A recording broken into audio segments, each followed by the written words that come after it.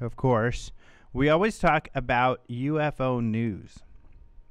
And we bring this quirky little guy called Jason on to talk to us about the UFO news of the week. And he's here, ladies and gentlemen. It's wonderful. Jason McClellan, how are ya? Hello, Alejandro. I am wonderful. How are you? Good. Not too bad. Doing well. Not too bad or well? Good. All right. We'll stick with that, my friend. Well, hello, everyone. This is your Open Minds News Brief for Monday, December 5th, 2011. Well, we'll start off with a story about a Hollywood producer named J. Herbert Klein, and he claims that he has proof that UFOs exist. That is the claim he makes in his new book, Beyond Hollywood, a memoir of fate, luck, and the unexplained and living the American dream. The book was announced last week via press release from International Film Arts, a production company founded by Klein and his business partner, movie star John Hall. According to the press release, Klein and Hall invented things together, including a square anamorphic lens that Klein believed, quote, could photograph the invisible, UFOs, alien life forms, energy fields, and other unexplained phenomena. The pair reportedly shot thousands of photographs using their special lens and, quote, frequently captured images that could only be called out of this world. An example was explained in the press release. The most notable example occurred in 1977 when Klein and Hall witnessed a test flight of the Space Shuttle Enterprise at Edwards Air Force Base near the Mojave Desert in California. From his seat in the viewing section, Hall photographed the space shuttle before, during, and after the flight. When Hall developed the film, he discovered that the photographs included images of what appeared to be energy fields, UFOs, and humanoid forms that had been invisible to the naked eye. Stunned at his discovery, Hall submitted the images to one of the nation's leading manufacturers of photographic equipment, and the company's expert could find no explanation for the unusual phenomena visible in the photos. Hall died in 1979, and Klein kept the photographs in a safe place until deciding to write his memoir. Klein recently stated, "I'm finally ready to share my incredible story with the world." The 296-page book features approximately 100 photos taken by Klein and Hall, including many amazing shots of unexplained phenomena. Beyond Hollywood, a memoir of fate, luck, the unexplained, and living the American dream is available now at Amazon. And Alejandro, I've got to say, I am a little more than halfway through with this book, but I am engrossed in it right now because it does talk quite a bit about UFOs and other mysterious things in photography, but it's just a cool book in general because this guy was a big-time Hollywood producer back in the golden age of Hollywood, and his just stories of rubbing elbows with some of the Hollywood greats. You know, there's a great story about Frank Sinatra kind of hijacking him for his 40th birthday. He just ran into Frank Sinatra. Frank Sinatra said, "Meet me at the airport." And this guy said, "Why? I'm busy. Where are we going?" And Frank said, "I'm going to show you how to cut loose." So the guy said, "You can't say no to Frank Sinatra." So he went to Burbank Airport, met Sinatra, had no idea where he was going, and then he got to hang out at Sinatra's exclusive club, got to see the Rat Pack perform, and that's how he celebrated his 40th birthday. How cool. But he's got all these great stories. He was very good friends with Jane Mansfield and, you know, these big names that someone my age, you know, probably means less to than someone of Antonio's age. But, you know, people who watched all of these classic movies back in Hollywood's golden era would love the stories in here, just for the sake of Hollywood and history.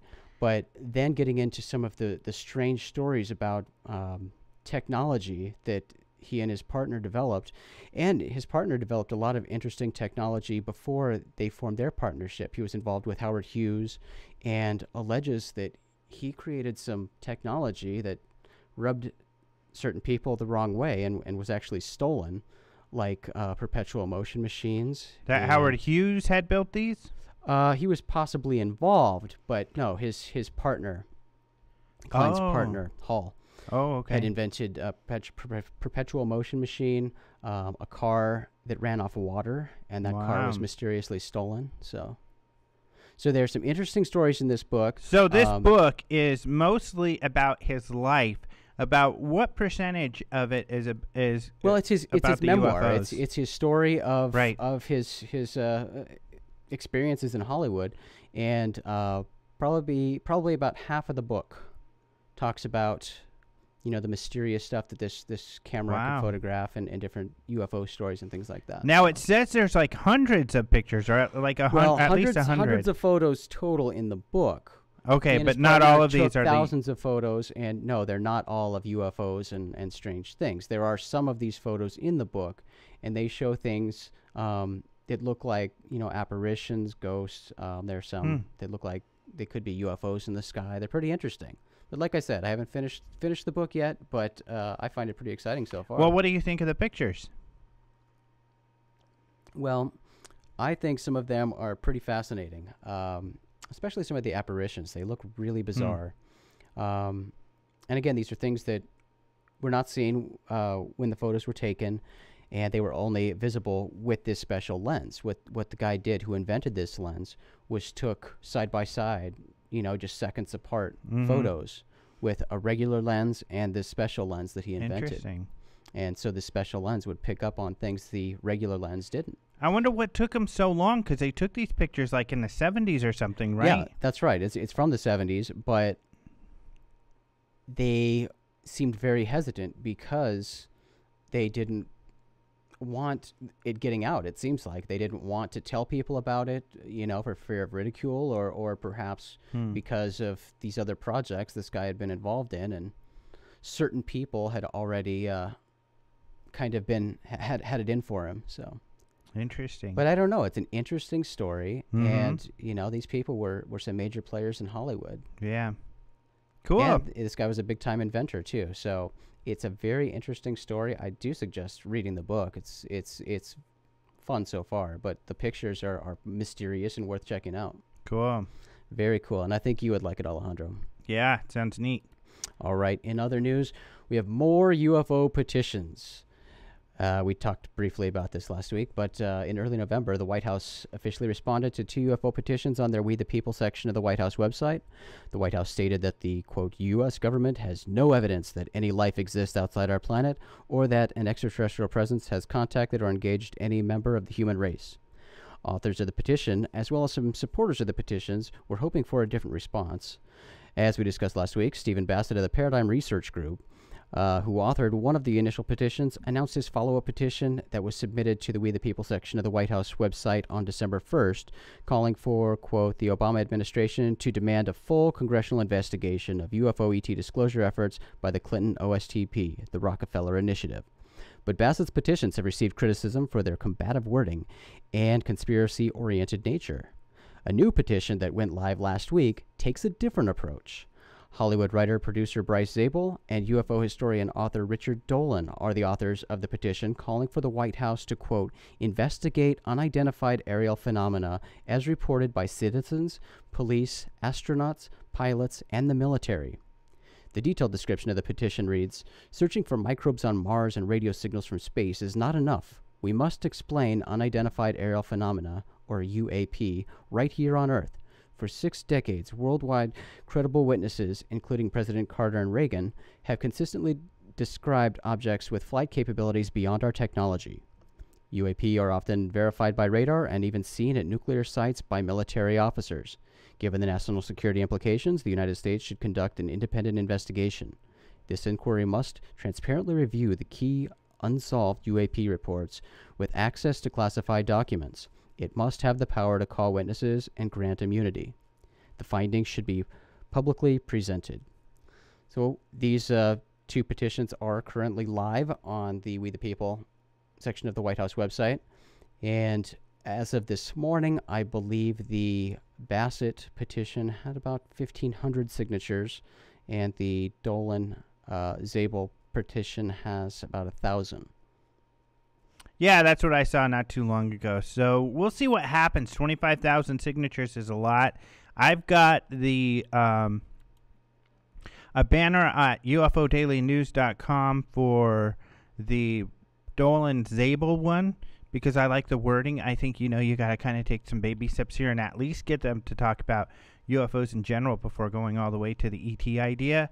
And they're listing me as a co-sponsor on the site. I'm so proud of that. And so I think that's our best shot to get a decent answer from the White House. I'm not so sure, and I keep getting the feedback that people are a little confused with the wording for the Bassett one. But really, people sign both. It doesn't hurt to sign both. If you appreciate them both and you're into the subject, go ahead and sign them both. That's awesome. That's cool. So, no need to pick one over the other or kind of scratch your head over it. So it's exciting. We'll see what happens. I mean, they upped the ante or They certainly have a tall road to climb, I guess. It's, already the 5th of December, and they've only got 25 more days, so. Yeah, 25 days, so that's about 1,000 a day. So come on, people. You're out there. They're listening to the show. Yeah, if all of our listeners signed the petition, we would have like half. We get a lot more listeners than that on a monthly basis, or at least listens to the show. Yeah, we could start 2 petitions and fill them up. Yep. But yeah, good luck to them. We'll see what happens. Again, 25,000 is a big number to get to, and after 5 days or slightly more for the Bryce Zabel, I think theirs went live on November 30th. I'm not sure, but to only have 1,000 after that many days, we've got to pick up the pace. Yeah, so get out there. I mean.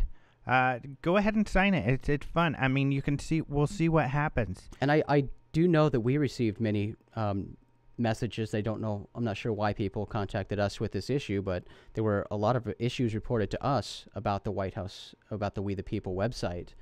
People reporting the page timing out or not loading or giving them an error or something like that. We had many people contact us with issues like that. But again, it's not our petition. It's the White House website. They deal with all the technical stuff. So if you try to sign the petition and can't, contact them so your vote counts.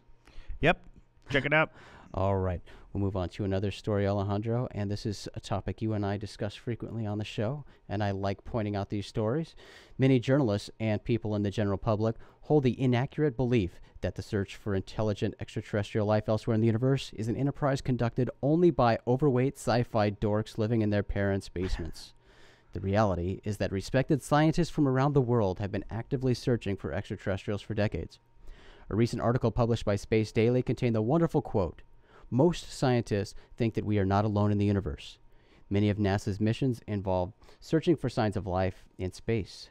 NASA released a publication on September 2011 titled The Global Exploration Roadmap, which outlines plans to explore our solar system, and the first objective listed on this roadmap is, quote, "search for life."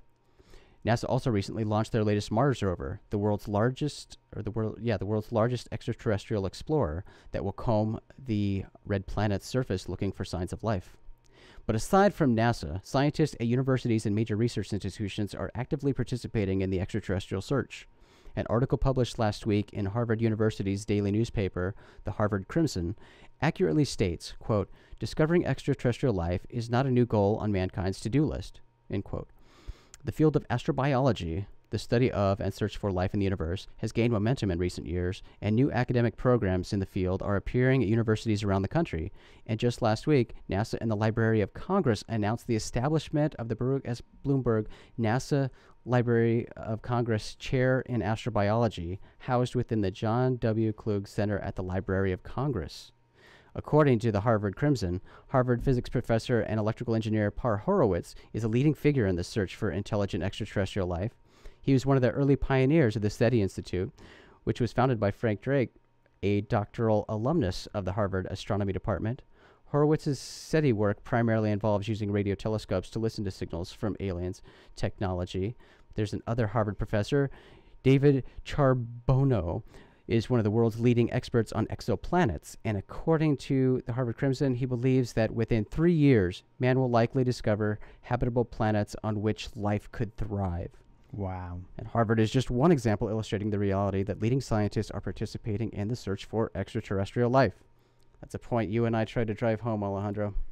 I love that quote that you had highlighted there, that most scientists, because You and I discussed that last week. I love that quote so much. Yeah. Most scientists believe that intelligent extraterrestrial life is out there. because often when the media are writing these stories, they have the impression that that's not the case when that is the case. It certainly is. And, to build on that last story, there was an announcement from NASA today that they discovered an alien planet within its host star's habitable zone at a press conference today.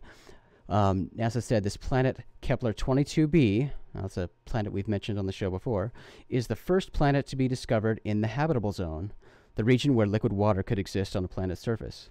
The discovery was made by NASA's planet-hunting Kepler Space Telescope, which also just discovered more than 1,000 new planet candidates.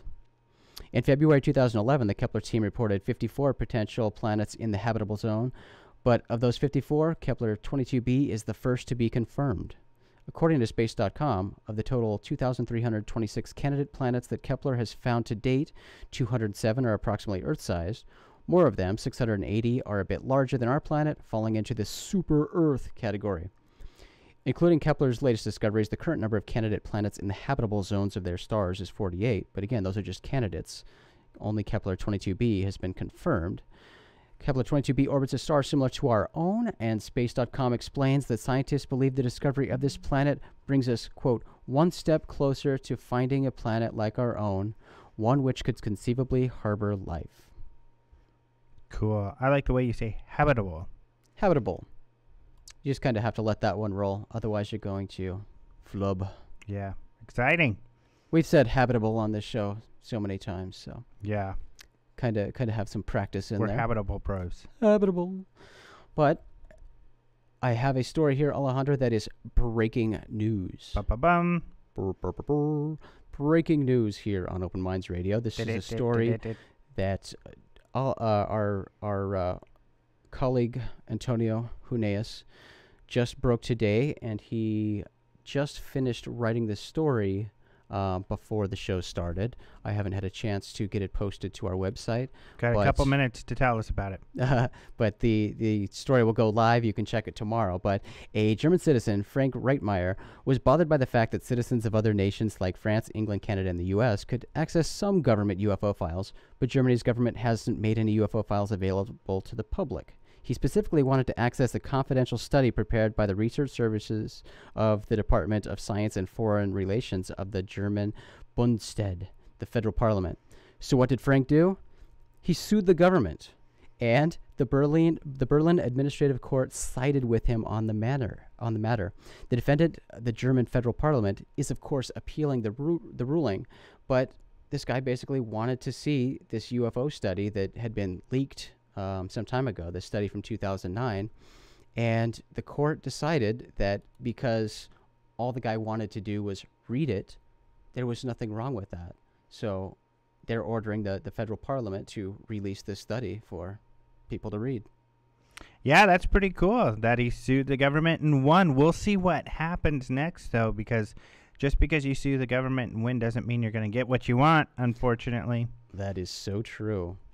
But interesting, yeah, an actual government being sued over UFO files. So yeah, it's cool because I thought that story was not true. I had read a little blurb but it was very vague. And so it's great that Antonio did some more research, and you guys, or there'll be a story up by tomorrow, right? And yes, will tomorrow, very early morning, it will be on our website, openminds.tv. Awesome. And yes, all the credit goes to Antonio Huneeus on this. I was with you. I thought at first this story was fake because the initial source I saw, the English source, was not a very credible source. Mm-hmm.